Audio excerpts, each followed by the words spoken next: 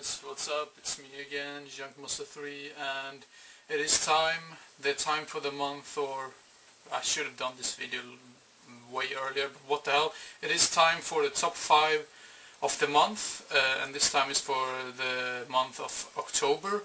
And since you already watched my, I felt like a douche when I said that, but if you've seen my video when I talk about the movies I've watched during October and you know all that, you do know that these are only gonna be horror movies. So yeah, if you expect anything else, this is horror, nothing else. So these are the best 5 horror movies that I watched during the month of October, and these are movies that I haven't seen previously before this month or so. So I have still watched some movies that I have seen before, like Fright Night and Night of the Demons and stuff like that. I think it was Night of the Demons, maybe it was Halloween, whatever. That's another whole story. This is going to be the top 5 of the month of October of movies that I haven't seen before, and these are only horror related. End of story. So yeah, let's begin right away with number 5. And it is sort of a slasher type thing called Jack's Back. Now this took so long time before it got like an official DVD release. I know they were like selling bootlegs of this like everywhere. Yeah, I'm really glad that they released this movie, and I was really surprised because I really enjoyed it, and the soundtrack is really cool as well. And it also has, now let's see here, damn, what's his name, James Spader, Cynthia Gibb, Robert Picardo, yeah, among others, really great cast as well. So if you love slasher movies, and if you love the 80s movies in general, check out Jack's Back, a really entertaining horror movie in my opinion.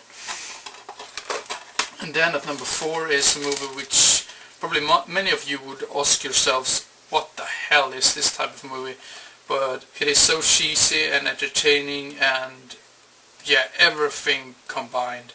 And the movie is The Brain. Just look at the cover art. So amazing. It's directed by the same guy who did Bloody Birthday, and yeah, I mean it's stupid and it's cheesy, but that's what I like about it so much. And the effects are really cool, and the whole brain thing is just hilarious. So it's worth to watch just because of the cheesiness and the goofiness, I would say. So yeah, really entertaining fun from the 80s, and I think more people should see this movie. So yeah, The Brain at number 4. And at number 3 is another movie which completely blew me away. This is a slasher from the 80s, and this is a Dutch horror movie from Holland. And it's not really, there hasn't been really that many Dutch horror movies that I've seen before, but yeah, anyway, this movie is called Amsterdam. Just that title sounds so hilarious and so cool. At this time right now as well, the cover art looks really cool on this one as well.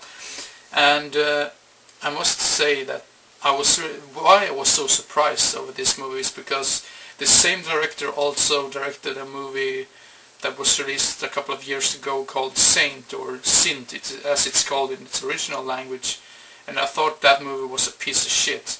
So my expectations were very low for this movie, but this one, yeah, such an awesome movie from the 80s, and the soundtrack is really funny as well, and it feels like I'm repeating myself over and over again, so I'm not gonna mumble that much about it. But this one also has a really great chase scene. I'm not gonna spoil it if you haven't seen it, but one of the best chase scenes that I've ever seen in a movie. Ever seen, maybe not ever seen, but one of the top 5 if you say so. So yeah, Amsterdam at number 3. And at number 2 is a movie that I saw for the very first time of October, yeah, of course. And it is a John Carpenter movie, and it is In the Mouth of Madness. Now the ending completely blew me away, and the ending made up for the whole movie. I mean, in the beginning of the movie I was like, this is quite boring, but the atmosphere just builds up in a very good way, and the characters just gets better and better and better, and everything gets more and more creepy throughout the whole movie. And towards the end you're just like, yeah man, that's awesome, fucking awesome movie. And yeah, In the Mouth of Madness definitely one of my new favorite John Carpenter movies that I haven't seen before, so yeah.